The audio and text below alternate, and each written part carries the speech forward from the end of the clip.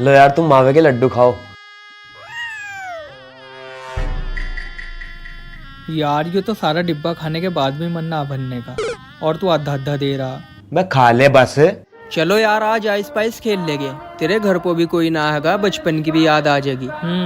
सही कह रहा है यार। लेकिन यार चोर तू बनेगा। मैं क्यों बनूं? बे यार तेरा घर हैगा, तू तो कहीं दिबक जाएगा, हम कहाँ ढूंढते फिरेंगे तुझे। इसलिए चोर तू बनेगा और बाहर का गेट छूका आगा। होशियार बन रहे, लड्डू खाने की वजह से मुझे चोर बना रहे।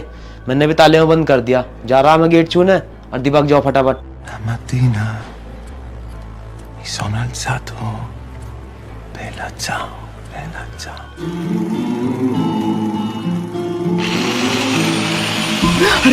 अरे खतरनाक लोग हैं।